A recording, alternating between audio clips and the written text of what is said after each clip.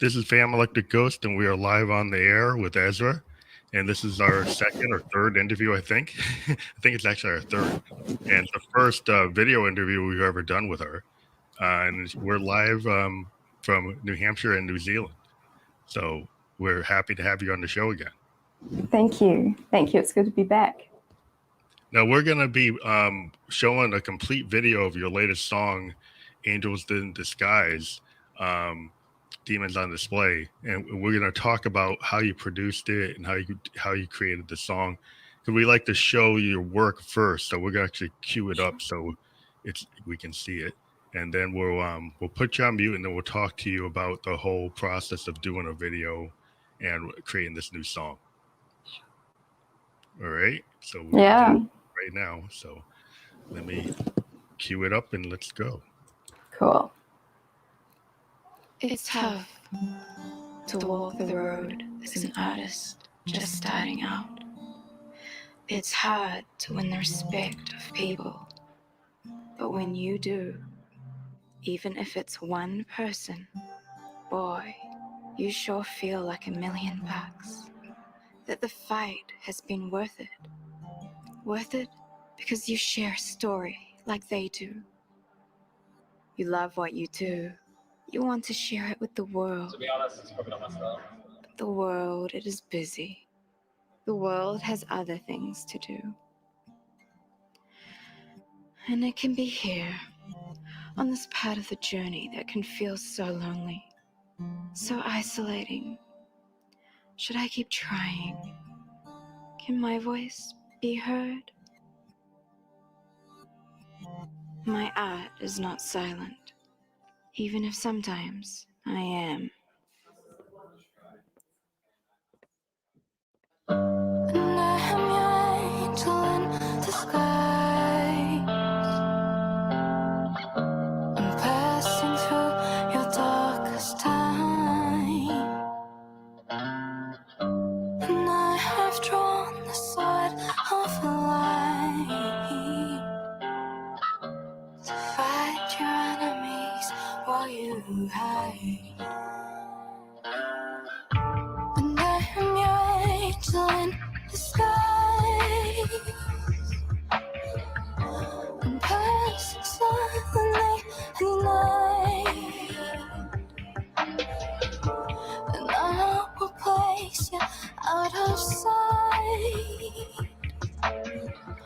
I'll fight your enemies while you hide. You try to turn away. I'll possess their faith. And I'll take the blow.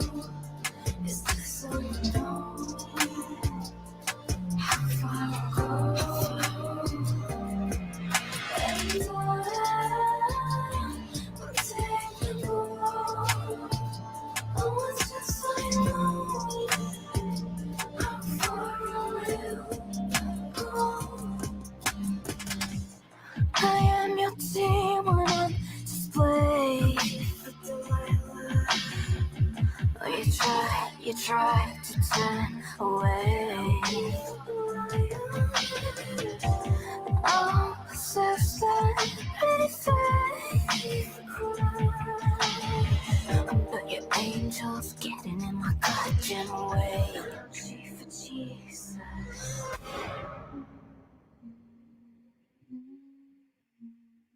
Hey. Aren't you supposed to be playing a show?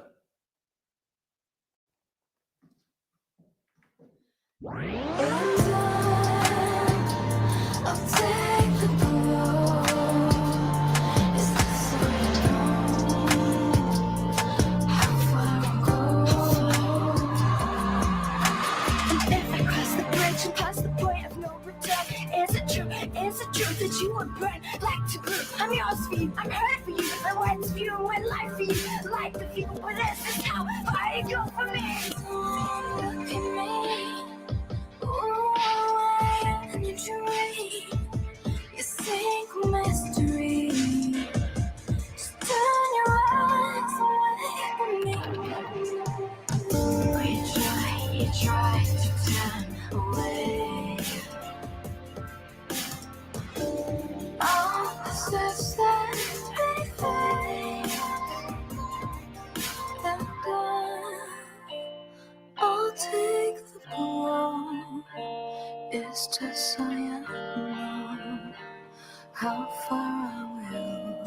grow.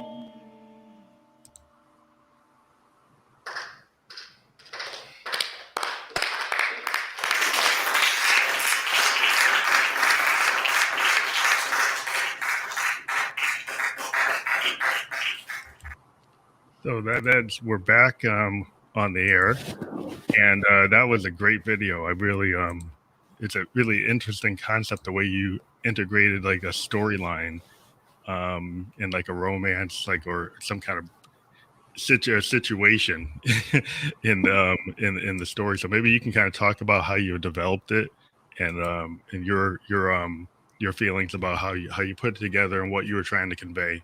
Because I understand how I felt, but want to hear your take on it. Sure. Well, the concept behind the music video, I understand that for a lot of like smaller artists coming up, it can be quite a challenge in a number of ways. So I wanted to kind of put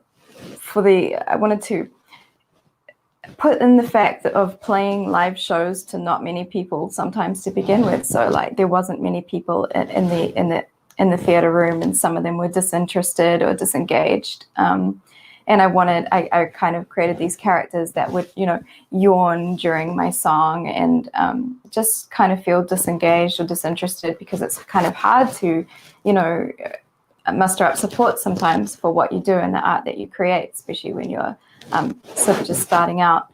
And so I wanted to formulate that. I also wanted to bring in the idea of the romance being like sometimes relationships can be a little bit, they can be controlling at times. Maybe they can be somewhat toxic, or maybe even it's a relationship with like maybe a manager or another higher up than you, and they can put you into some vulnerable situations when you're sort of trying to extend your career. I've had a few moments in my own kind of walk in life where I've sort of been just put in a vulnerable situation for what I had to offer. And so I just wanted to draw on those experiences and bring them into my music video. And so I had a great cast. I had a great team around me, and I really enjoyed doing that music video at the theater, and it was fun and my own dream come true. So yeah. So you're an actress too, right? Or an actor. You do acting. So did that help? That must help a lot when you put together something like this video. Yeah, it did, because I myself and Josiah, the director, we wrote it out scene by scene, and I drew it out actually bit by bit. I storyboarded it out. And then thought about like the concepts of like some of the emotion that we would portray just using our eyes. Obviously, it's sans, for the majority of that video clip, it's sans dialogue, so there's no speaking, but we can convey a lot with just how our body language is and our emotions and our eyes. So, yeah. I mean, that's the actor capabilities. There's so much you can do with your eyes. When you watch a professional actor, it's just what is not said. That's like, right. The whole thing, from Hitchcock to to Tarantino to like Scorsese, you can tell like when you see a great film director, it's like it's the silence, it's the actor not even speaking. It's like their actions and a lot of things with your eyes. And I really love how the video starts with you on the street. And then you're kind of talking this narrative, and then the concept with the like toxic or codependent relationship, that's really cool. I mean, I like a lot of it. There seems like a lot of film ideas, so when you wrote the song, what's like the whole? Is this part of a bigger project? Is this an independent single of any other project? At the moment, this is an independent single. I have multiple like songs that I'm working on. I've got another song that I've completed that I'm basically near releasing as well.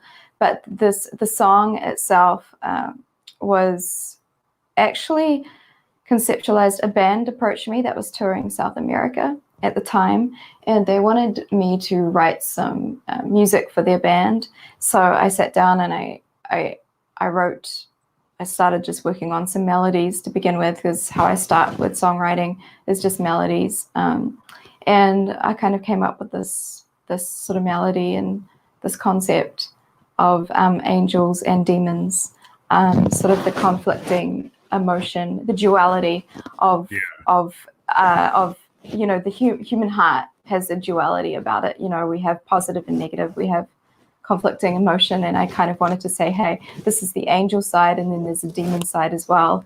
It can be quite complicated with, you know, and I think we even interact with the world in that same way, with a duality about us. Sometimes we feel like we're our true selves, and other times we feel like we're hiding behind masks or things. So I just wanted to play with that duality in the song when I wrote it.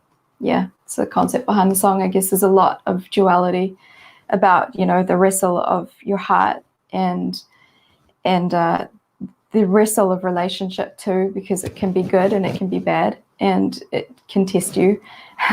So I wanted to bring that into my music video as well, just being like the wrestle of like wanting to be loved, wanting to do something awesome, but at the same time also experiencing both positive and negative from that, you know, like walking down the street and handing out my flyers, like, come to my show, come to my Esraa Music show, and some of the guys like, nah, and then the other guys say, yeah, okay, I'll come. And so like you're getting both responses, and I think that is a part of life, is always you have that the angel side and you have the demon side. Yeah, duality is something I like to play with, because I started my work as a poet, and right. I spent a lot of time with the Victorian poetry, like William Blake. He's one of my favorite poets, you know, and that there's a lot of duality in what he's doing with, because he's dealing with like heaven and hell, and the kind of, you know, if you ever get into Blake, it's like a lot of what I did was like, well, how can I take that William Blake feel and have that duality and have that kind of Victorian idea of romance, and put it in like electronic music is what I've been trying to do. Wow. So I totally get what you're doing. It is something I do even with my alter ego Josephine Electric. She's like the female side of myself. My lead singer is not me, it's this other me. Wow. So that's kind of what I do. So I totally appreciate what you're doing in your video. And so did you end up taking that song back? Because you said you were working on it for another band. So is that the band working with you on that, or actually, I actually just ended up, I wrote it and I thought, well, I kind of like that, a lot of that melody. I think I'll just keep it for myself. So so I just like tracked it and began kind of like fleshing it out. And yeah, so it was So it did was you good. do it in the studio that you're in right now? Is that where you put it together? Yes, actually, yes. Yeah. Actually, I need to release some videos that I've got of me just kind of just tracking it. Yeah, just recording it. And I've got a few of those. So I look forward to releasing them. Now that it's out, I can kind of release some of those behind the scenes videos. So yeah, about putting the song together, and which I think will be kind of interesting in itself. Yeah, because there's so many musicians because of COVID. You know, you're lucky. Like myself, we both have home studios, and then we have a lot of control. And is when you got into songwriting and production, you decided to build your own studio. Is that because you want to have that much control over your sound? No, I don't actually.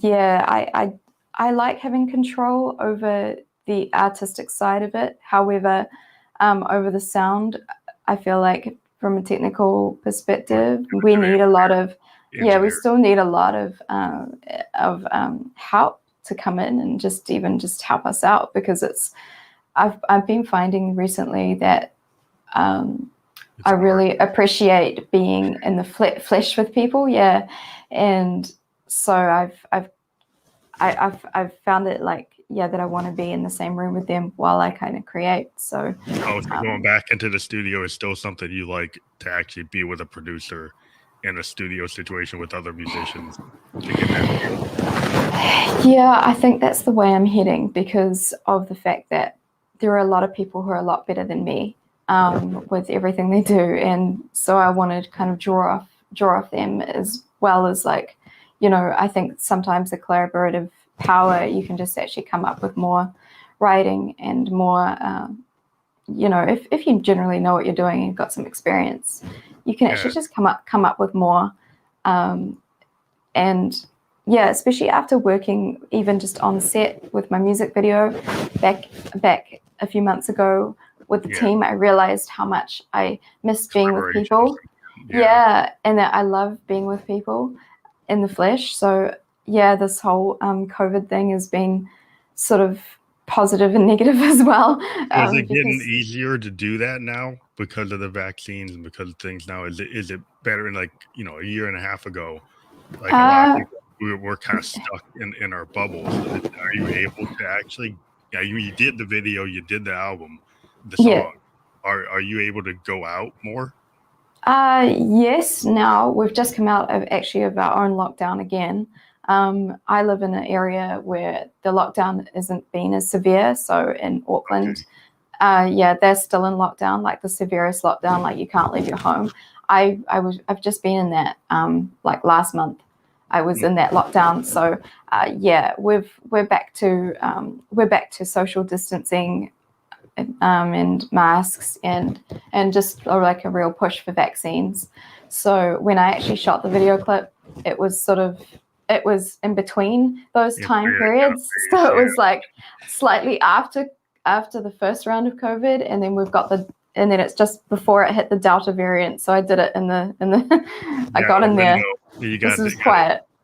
Yeah. Well, I think it's interesting because as a solo artist, you always have that kind of like struggle that, like, you can do a lot of stuff yourself, right? Yeah. But it's you know, the engineering or even a producer can come in and kind of change your mind, because, like, if you're just caught up with all your own reference tapes and all your stuff around you kind of, you're like, well, I kind of need another opinion, right? And that's why you want the recording engineer, you maybe want another collaborator exactly to kind of say, you know, what you think. I think what is really weird is sometimes what you think, you know, works, well, that the producer said, well, that really doesn't work, and then what you didn't think works, actually they think is the best thing. Yeah. So that's why you have to have, like, other people. And I think also, like, I've been in bands and I really love being in, like, you know, like traditional rock band setups, like where I was the keyboardist and there was a bass player and a drummer. And there's so much, like, I could come up with a demo because I'm a songwriter. So I come up with everything with the drums and everything come in. But then once I got there in the drummer and the bass player and the guitar player, they changed what I wrote and they made it better, because they're like, well, a bass player is going to play bass better than what I do on my Moog. And my drum machine is probably going to, if a professional drummer plays it, he's going to get a different feel. For sure. And so that kind of, I love working when I'm in a band situation, because it just gives you so much, you know, what your original idea kind of blossoms into something else. I feel like even when you're a solo artist, like, your producer can kind of have that effect of, like, working with a band or bring in studio musicians to kind of feel things out. So it's just interesting, you know, because of COVID, we kind of a lot of people have been stuck doing single person, you know, construction of the music. Yes. So and the feedback too. The one thing I like to ask is, like, if you have been an actress and you performed live before, but I think we talked about how you performed live. Have you tried to do, like, online performance, and what are your feelings about the kind of feedback? Because I've talked to a lot of musicians in the last year, and when they do online, they're kind of frustrated because they can't really feel the crowd. Is that something that is a problem for you? Well, because I haven't done it yet, I don't know. So, I mean, I know that when I do live in front of a crowd, I really enjoy the crowd. So I really, like, actually, I just really enjoy it. Mind you, though, in some of the live settings that I've been in, I haven't been able to see that. Sometimes the lights are so bright on stage, see the people, you can't see the crowd, and so yeah, that's funny when that I guess you happens. can hear them, but you can't see them. So I hadn't thought about that because I've always been smaller in New York or Boston. I can actually see people. Right. 400 seat club, so you can actually see the reactions. And if you're a player, like I'm a keyboard player, so if I see people digging it, then I kind of dive into it even more because I'm kind of reacting. I think all musicians kind of react off the feedback you get. So if you see people digging what you're doing, then you kind of go into it more. You get into a zone. Yeah, when you do an online, it was like what I found is I do a lot of online is I just kind of get into my own zone. I decide, well, I'm not going to worry about how people are interpreting. I'm just kind of get so into the song that I kind of get into a state that my own song is giving me my own energy. Yeah. And I think that's if you do online, you kind of have to do that rather than trying to wonder, well, they get it. Because if you keep on doing that, you're going to not really get into what you're trying to do. Totally. Yeah, I think, definitely online is something I want to try. Because I just think it also helps to, just let people in a little bit more. Yeah, like let them come into what I'm doing just a little bit more, rather than just hiding away, which I kind of like to do as well, which isn't great. But I think you get into your cave of your artistic zone, and that's right. And then you kind of like, okay, well, what's bad about it is like I don't know. I'm digging what I'm doing, but like maybe I'm the only one.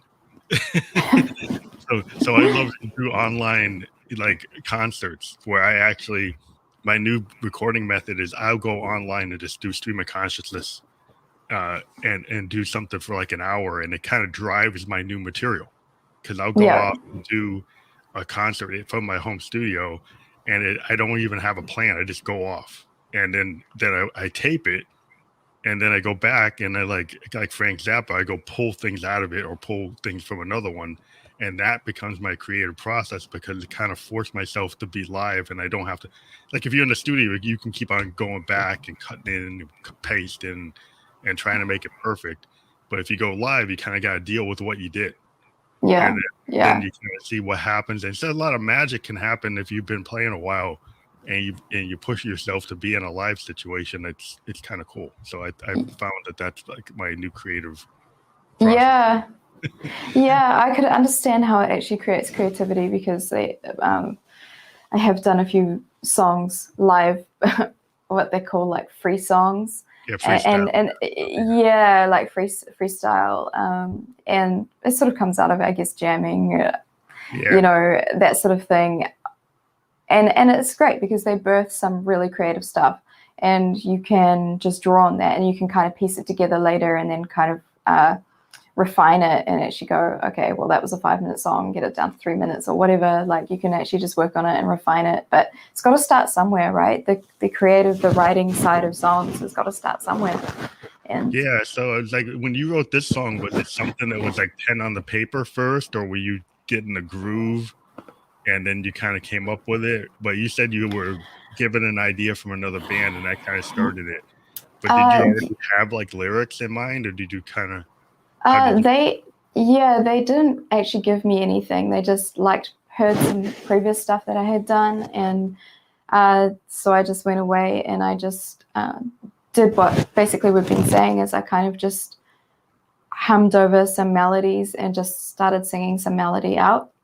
And kind of start from there. And for me, it's a mixture of to form a song at its grassroots. It's definitely a mixture of getting the having like a concept or like a lyric that I'm thinking about, or and then a melody as well. So just if my guitarist also if he's playing like a beautiful chord progression, I'll be like, is anybody using that? Can I, sing over the top of that? Is that already in another song?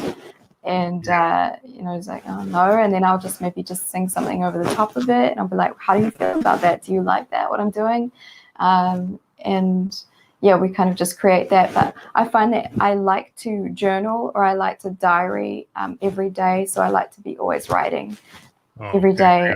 Have a journal, like a poetry, a lyric book. Yeah, like just a poetry book, or just how I'm feeling, because I'll go back sometimes to that and I'll be like, man, I've been really thinking about this particular social situation, or and kind of draw from that. So it's good to keep writing, or just having a poetry book by your side or something like that, because you need it when it comes to lyrics. I think it's interesting because I was watching a documentary with Tom Petty, right? And he had this habit of like just kind of scatting and vocalizing something. It wasn't even lyrics. Like he'd be with the full band and then he'd kind of just like sing, like not words, but like a melody in a kind of scat, like, you know, like you were saying, without the actual lyrics, just to get the melody line. So it's just a vocalization that kind of created like the actual chorus or the melody, but it's not words. And then he would later focus on the words. And a lot of times he would say, like, you know what? He would just like stream of conscious the words and then think like the first take, well, that's bad. I'm not going to use that. And then he'd go back and like, oh, like Jimmy Iovine, the producer, he's like, yeah, that's the best one. The first one you did is the best one. So it's kind of strange. Like sometimes like what you can kind of agonize on when you're creating a song and you keep on why the first thing can't be the best thing. Or the second thing. It's got to be like the 100th thing that you come up with. And then you find out that maybe the intention of that first couple of takes feels like actually closer to the truth of what you were trying to do. Yeah, it's so true, because you've got the feeling behind it too, and the performance and the heart, and that's captured, and that's what's so important. Yeah, I think what happens as the artist is sometimes you start like backing away from the honesty of what you did. Maybe you're scared of it. You kind of scare yourself. It's like, well, maybe I was revealing too much, and you try to hide from it, and then it ends up being degrading what it originally was. And then you have to have the confidence to kind of say, well, you know what? Maybe this version is the right one. It's so important to keep open, like during the whole process. I think that's what I've been finding, is just keeping open with, like, you know, other people's feedback, but also just like, you know, how I'm feeling at the time. Do you feel maybe go ahead. I was just going to say that acting has actually really helped me with my music and my songwriting too, because it's just helped me open up and actually just to really just be like, I feel this, and I am free to feel it. I think I came from a reasonably society does this to you. It expects you to act a certain way, or maybe you had a religious background and it expects certain things of you to act a certain way, and you're not allowed to feel certain feelings. And then sort of like songwriting, it's sort of like each song I hope to undo myself a little bit more. So it's kind of like acting. It's like, okay, I may sound a little bit like together in this song, but you know, my next song I'm just hoping to completely just keep on being more honest with my expression, more open with my artistry, and just keep on revealing just a little bit more about myself every single time I create a song. And for me, that is a success story, because I'm actually delving into the heart that I have, rather than kind of keeping myself at a distance from my own heart. So that's my acting has definitely helped to bring that out a bit more, which has been interesting.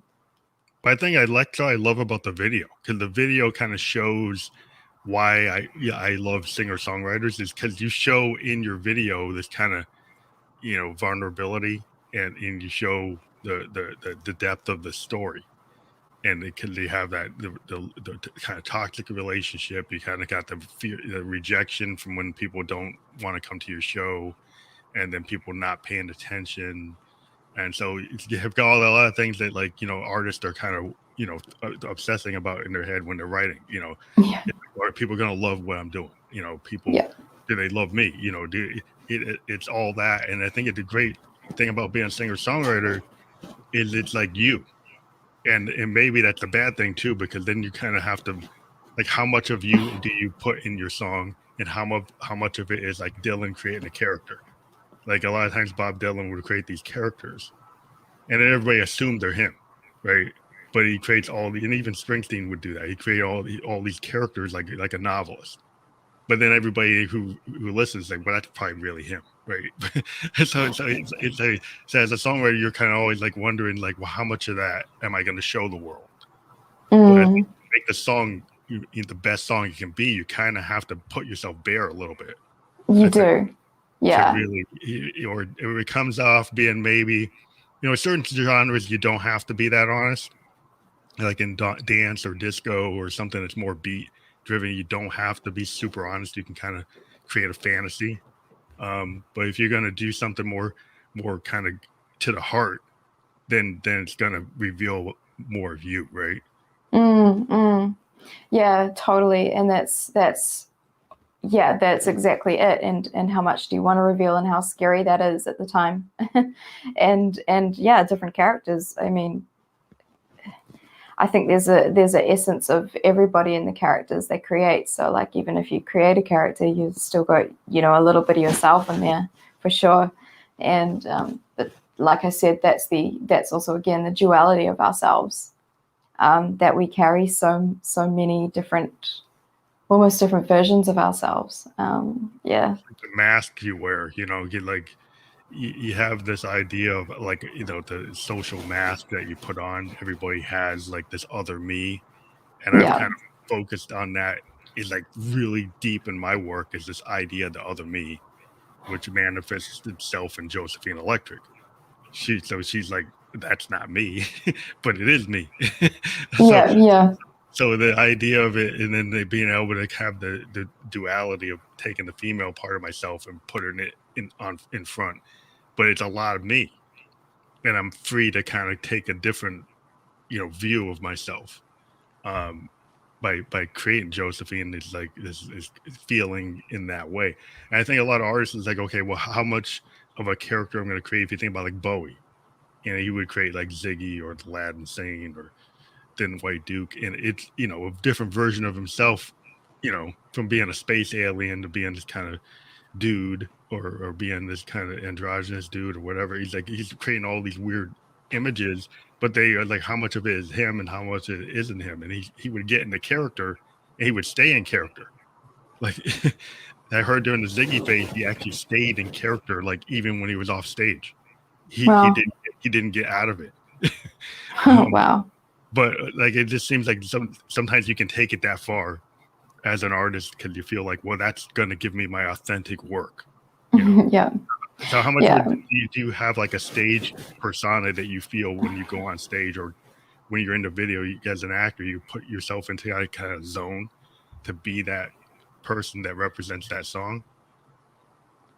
I mean, like, yeah, I think that I feel like I'm sort of the same. Yeah, I don't know. I mean, I just follow my heart with how I feel at the time. Yeah. So, yeah. It's the image of who you are at that moment.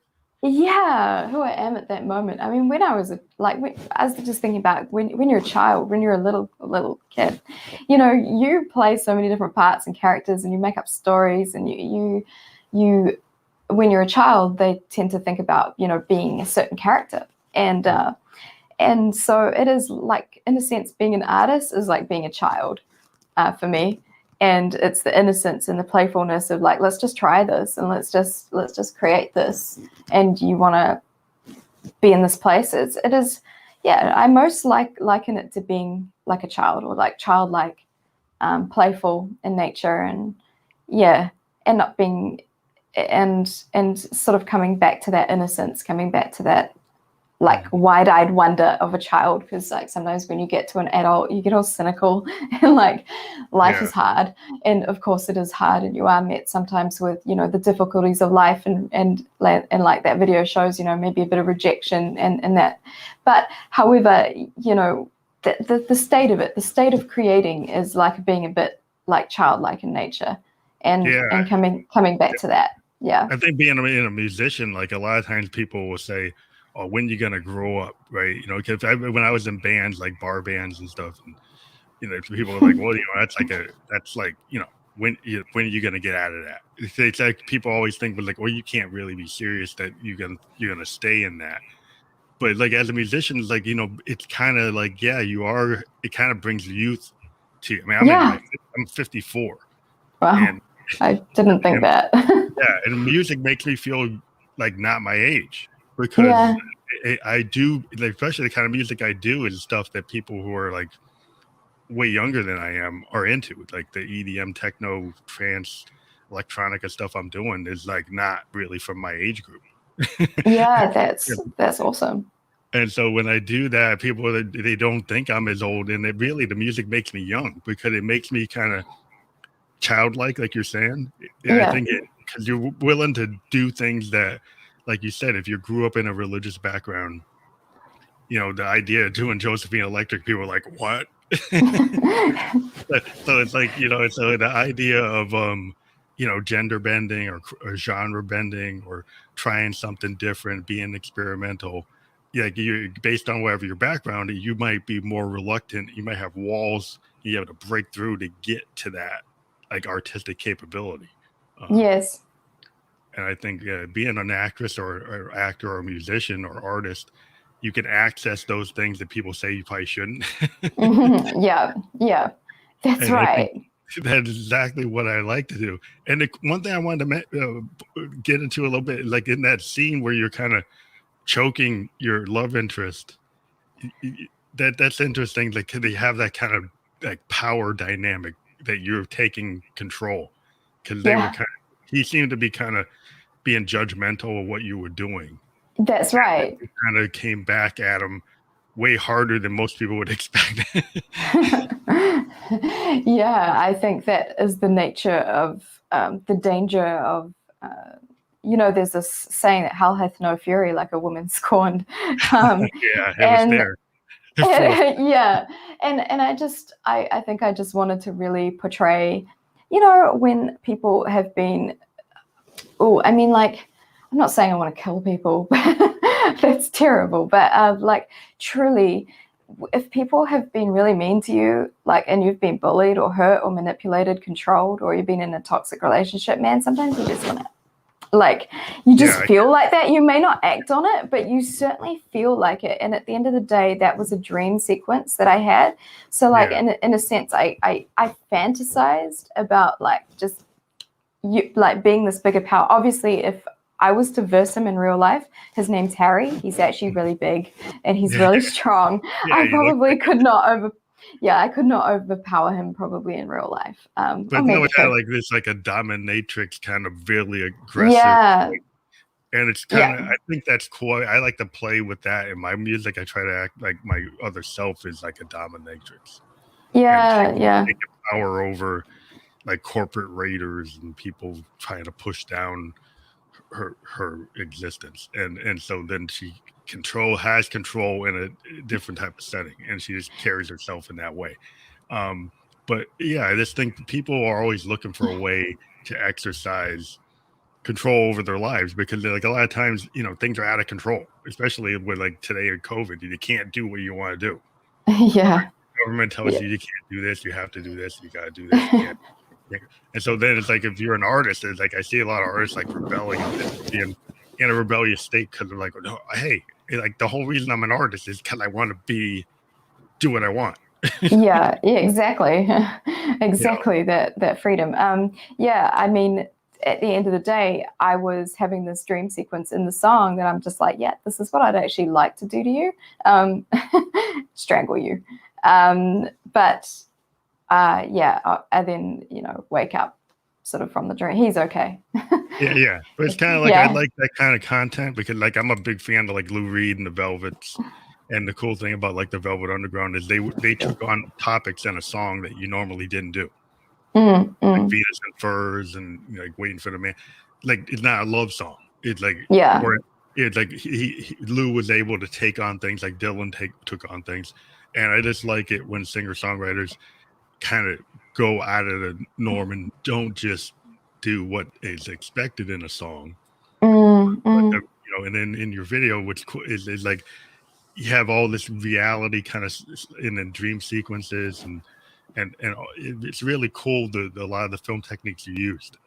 Which a lot of times today in this kind of beat focused world, we just get into somebody trying to make a fantasy about something, but it's like kind of typical topics. Maybe topics have been done over and over and over. and I like the fact that you kind of went inside yourself and then presented it. And I think that's the whole point of being a singer-songwriter, is to kind of do that kind of self-analysis, which is, and then make people, you know, see the beauty in it. And I think you were able to do that, and it's really impressive. Yeah, thank you. Thank you. It makes me want to see that character again. It makes me want to see a continuation of that story. Yeah. I mean, honestly, I just feel like there's so much more that I can do and offer and bring up with that sort of character and that whole concept of being sort of weak and then being strong, or like the domineering one, or being able to put an end. Imagine a short film or a whole movie based on that one video. Yeah, I can see how you could take that and actually turn it into a full project. Either like a short film, like a 30-minute, like they used to do when MTV actually had videos. You know, you could actually see this being like a 30-minute video, like a thriller. You'd see it being, back in the day, people could do that because that was the focus. You know, kind of showing my age, but when videos were on MTV instead of like not videos. But because I like to see musicians actually be able to be creative in that way. You know? Yeah. And I think that's why I tend to really like with the team I worked with. You know, we were just all about just sort of doing the best we can and having fun and having freedom to explore these things. And I think everybody needs freedom to explore, especially in the artistic realm. Also, like, you know, with nowadays, you're talking about like having longer aspects to, you know, film or music videos that are longer in length. You know, we live in this, a lot of our videos and content today are quite small, like 15 seconds to 30 seconds. Yeah. And so I think for me personally, like the challenge to do both, to be able to do small bits that are kind of captivating or entertaining or something, as well as being able to venture off into maybe short films, creating short films or longer films, even maybe full feature films would be really amazing to do one day. They take a bit of work, but that'd be great to get into. I would watch it because I think you're a very good actor. Thank you. I like, I can see it in your eyes and how your movement, and you've got it. You know, some people have it and they don't. You have it, and thank you. It would be really cool to see, like, your Purple Rain. You know, it's like because I can see it. Because I can see that you have the idea, and that 5-minute video shows that I really feel that you can extend that. But that's you know, and maybe you won't have another. Thank you. Different, but that's a really awesome thing. And I'm, you know, like I said, I'm from the age where I like that. Like I'm a guy that I listen to albums. I don't just listen to playlists. If I listen, I'll listen to your whole like body of work to get the feel of what you're doing. Yeah, because that's, to me, is like one song's not enough. But we're in this age where people, you know, have 2-minute songs. And I kind of like, I'm from the age where people had like, you know, 12-minute, 15-minute song, 20-minute song from like a Yes or Genesis. It took the whole side of the record. That's where I come from. So I'm like, everything that's like less than that, I'm like, okay, it's over.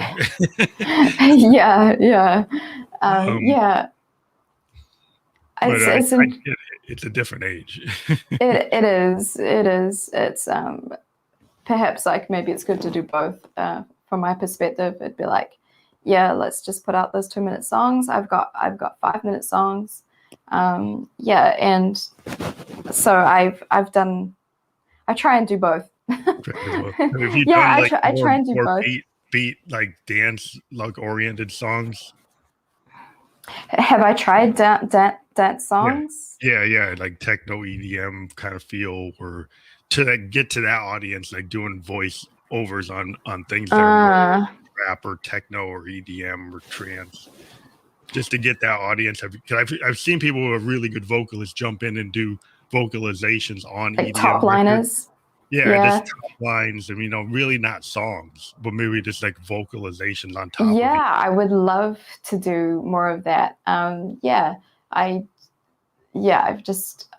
like just if somebody wants to use me to do some like sort of those vocals in EDM or whatever, that'd be so cool. Yeah, that'd be great. I'd like to do that. I just need to know the producers who kind of work with that sort of genre. Yeah, well, a lot of them, they're producers or they're musicians or synthesis engineers, but they can't sing, and so they're dependent on features. So they have to bring in as many features. A lot of them are hip hop focused, but I've been listening to a lot of German and music from Iceland and Australia that's got these kind of elements of taking in maybe even soul singers. Okay. And doing like old school like Temptation, Four Top, Delphonic type vocals on top of something like an EDM. Because I love the genre bend, and I think that's kind of cool. If somebody takes in like a 70s soul vocal on top of an EDM or trance beat, then that's a little different. Kanye West has played with that, and we've had other people do stuff like that. But I think it's kind of cool cross genre stuff. But that's what I'm into. But yeah, I totally agree. I just have to find I just have to connect with the right producers that actually know how to sort of bring those who specialize in those genres. You know, like that are more than just for me, like Four on the Floor. So it's finding the right people to work with and vibing with them. So are you working with people right now on features on other stuff that's coming out, or are you primarily just working on your own stuff? I've got somebody I work with. I've got a few people I work with actually. I've got somebody I would like to get in a little bit more writing with him actually, but somebody's based in LA, and he's done a bit of production on some of my songs. He's amazing. He did a bit of work on this song that's just released, Angels in Disguise, Demon on Display. And he's just laid some, he's just really amazing musician. I respect him so much. I'd also like to write with him as well. So maybe I'm hoping to make it to LA and maybe we can do some writing together. That would be really cool. I would like to get to America actually and just do some writing with some of the people I work with. So I'd like to meet them in the flesh and write with them and sit down and do some recording, because that'd be fun. That'd be really fun. That's the way the world was. I love to play with, like I said, with bands, guitar players, and drummers and stuff, and I haven't been able to do that for like a year and a half.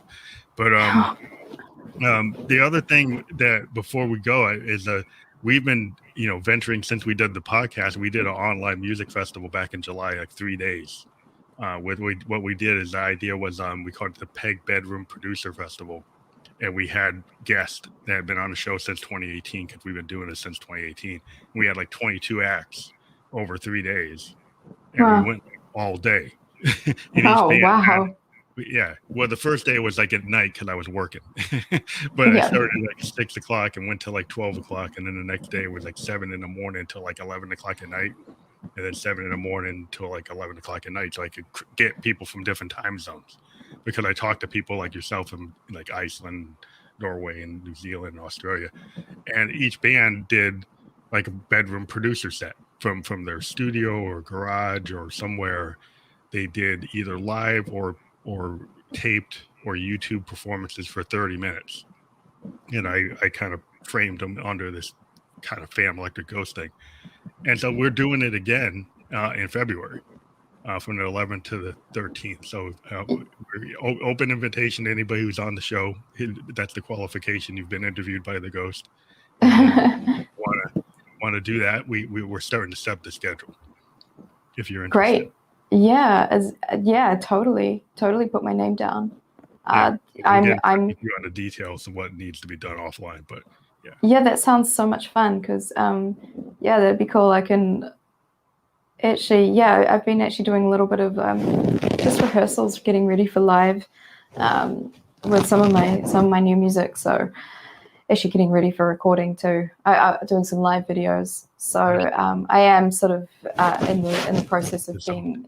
I'm warmed up. Like you got to start a car and let it warm up a bit. Yeah. I'm like that. I need to get warmed up, and then so I'm sort of warming myself up at the moment, and for actually just doing more music, more proper music, other than just programming type of music. Yeah, we're hoping in the future, could we have a connection in New York to actually do when COVID is under control, to do this Peg Festival live at some venues in New York City.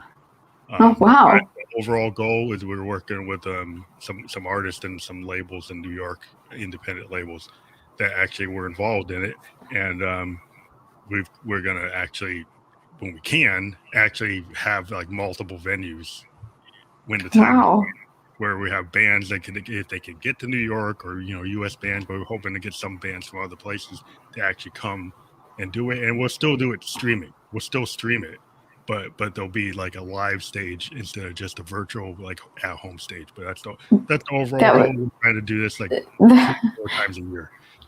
That would be so fun. Yeah, definitely put my name down. I'm definitely interested. That will be for the online for now, but eventually we'll totally. I mean, that's a great goal. I mean, like even for me, just getting to there eventually would be huge. Yeah, it would just be cool to meet the people I talk to, because I get to talk to people, then I don't really get to meet them. So that would be cool. Eventually, we want to do the podcast where we actually have a place where people come, like the way Bruce Springsteen and Obama do it, like they actually in person. Yeah, they do a podcast where they're actually in the room. We want to get to something like that in the future too. That's something we're working on. Because that kind of podcasting is where I've been able to open up a lot of things with it. I've been able to actually do albums by some of the guests I've had. Actually, we've gone and done records. But it's just you never know. Like, it's just a cool way as a musician to like learn about. I'm a fan first, So when I listen to your music or I listen to anybody's on the show, to me it opens me up, because as a musician you need to get inspired. And the cool thing about this show is like I get to listen to different music like every week, 2 or 3 bands a week. And I get to hear something I never heard before, and so what's new? And it's like, well, what's new is who I'm talking to. You're getting it straight there. Yeah. It's really awesome. I find it helps my own music to kind of get different feels and different perspectives by talking to musicians like yourself. And the theatrics that you do, because you're an actor, that's something I'm interested in, just because I think every musician, when you do your show, you got to do some kind of stagecraft. You got to get out of yourself and not just be at the board. I'm just going to stay at the board and be stiff, or am I actually going to do something more than that to kind of do a show? I think Bowie said, it's like, I could have come out there with blue jeans, but I wanted to be theatrical. So he created Ziggy. And Ziggy is not just wearing blue jeans, It's so much more entertaining if like, rather than just somebody standing there. I just think it's just to getting out there like live and actually just putting on a performance is it's number one. I think it's very important to kind of think about how you present yourself. And then the different costumes you can wear, the clothes you wear, your makeup, whether you have like a dead mouse, and like I have a mask. I actually have like a phantom mask. It's LED. LED, and the shoes are LED, and I got gloves there. Because it's like EDM trance. That's like the thing. You don't come out looking like yourself. You come out looking like something else.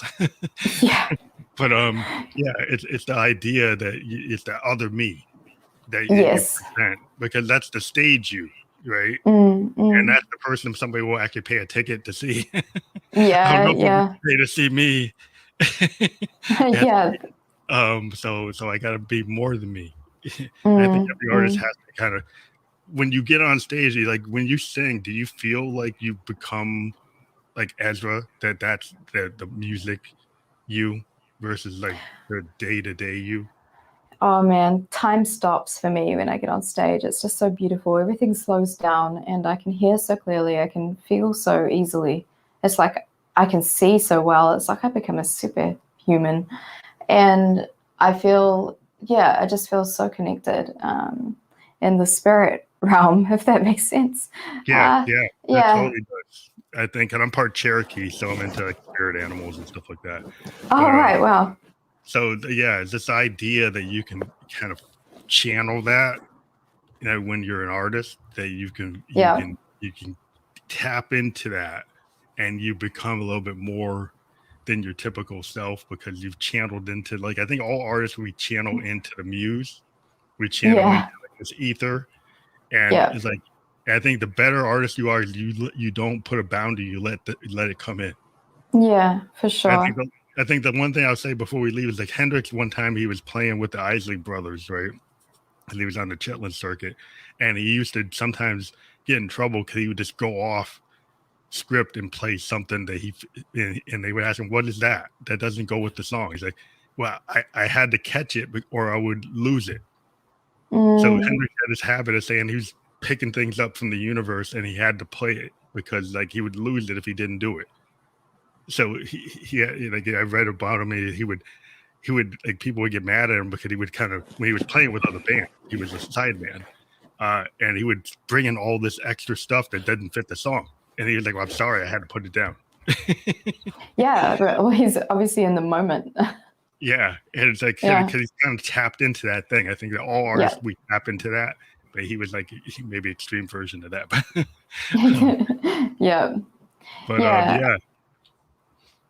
That's awesome.